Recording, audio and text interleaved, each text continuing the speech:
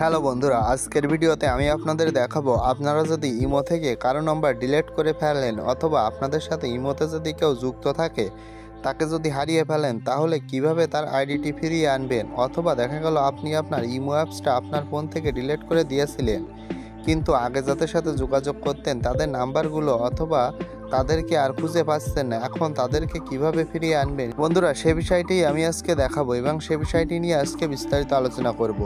তার জন্য শুরুতে আপনারা চলে যাবেন আপনাদের ইমো অ্যাপসে। বন্ধুরা, ইমো অ্যাপসে প্রবেশ করার পর আপনাদের সামনে এরকম একটি ইন্টারফেস আসবে। এরপর দেখুন এই যে ডান পাশে যে মানুষ আইকন দেখতে পাচ্ছেন, এখানে একটা ক্লিক করবেন। বন্ধুরা, এখানে ক্লিক করার পর আপনাদের সামনে এরকম একটি ইন্টারফেস আসবে। তারপর দেখুন এখানে লেখা আছে নিউ কন্ট্যাক্ট।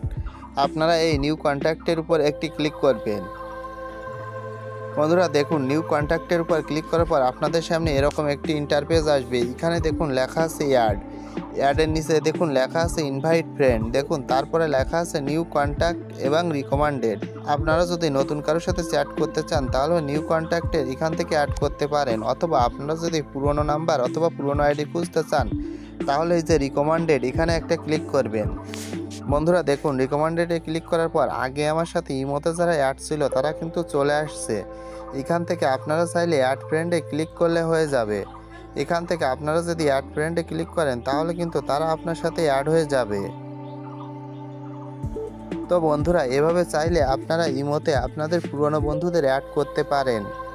তো এটাই ছিল আপনাদের দেখানোর। যদি ভিডিওটি ভালো লাগে তাহলে অবশ্যই একটি লাইক করবেন এবং আমাদের চ্যানেলটি সাবস্ক্রাইব করে আমাদের সাথেই থাকবেন। ধন্যবাদ।